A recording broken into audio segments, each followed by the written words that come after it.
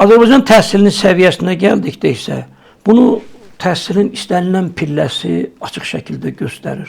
Məktəbə qədər təhsil pilləsindən tutmuş, ali təhsil pilləsinə qədər hamısı göstərir. Əgər ibtidai təhsil pilləsində uşaqlara valideynlər repetitor tutursa, demək, orta təhsilin keyfiyyəti həddindən artıq aşağı səviyyədədir. Və bunun özü bir tərəfdən valideynlərinin büdcəsinə böyük zərbə vurur, digər tərəfdən isə uşaq sağlamlığına. Uşaqların qidalanma, yatmaq, səhər yuxudan durmaq, idman rejimi olmalıdır. Onlar səhərdən axşama qədər test tapşırıqları ilə məşğul olmamalıdırlar. Digər tərəfdən, bütün hamı bilir, orta məktəb şagirdləri də bilir ki, əgər məktəblərdə davamiyyət həddindən artıq aşağı səviyyədədirsə, demək, məktəb öz funksionallığını itirib. Söhbət nədən gedir?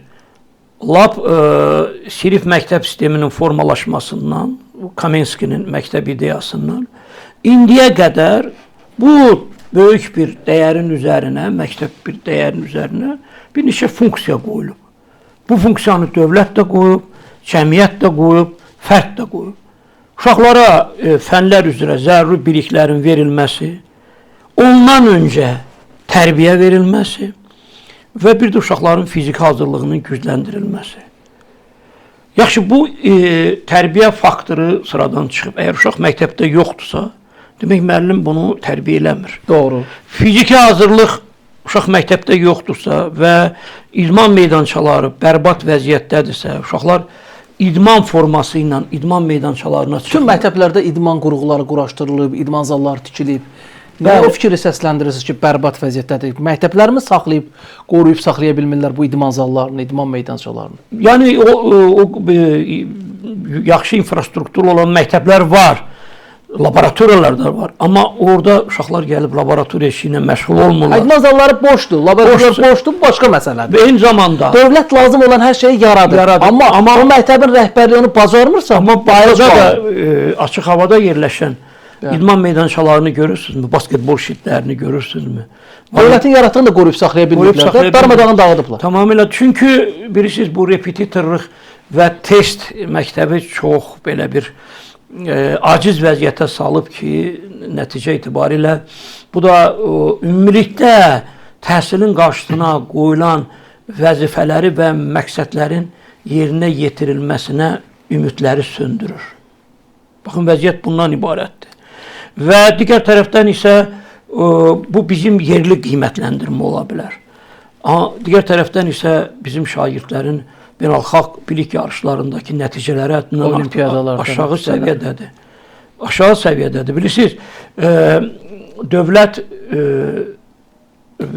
fizika, riyaziyyat, informatika təmayüllü liseyin nəzdində böyük bir deməli, olimpiyada mərkəzi yaradıbdır.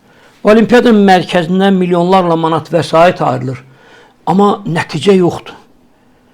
Əgər bunu kiməsə tapşırılıbsa bu iş, o bunu bacarmırsa, o etiraf eləməlidir ki, mən bunu bacarmıram. Bu dövlətin strateji bir sahəsidir. Burada hamı açıq şəkildə görsənir. Məsələn, nə üçün biz riyaziyyatdan beynəlxalq olimpiyadada heç bir medal qazana bilmirik, amma ətrafımızda olan qonşu respublikalardan 3 medal, 4 medal qazananlar var. Bu, Azərbaycan vətəndaşına təsir göstərir. Çünki bizim təhsil ayırdığımız vəsait, qonşulardan dəfələrlə çoxdur. Bizim təhsil ayırdığımız vəsait Ermənistanın büdcəsi qədərdir. Doğru. Və burada mütləq inkişaf olmalıdır. Bilirsiniz, yox, bu il biz bunu bacarmadıq. Gələn il bunu təhsildə zaman faktoru çox önəmlidir. İtirilmiş zamanı təhsil bağışlanmır. Vaxt bizim əleyhimizə işləyir.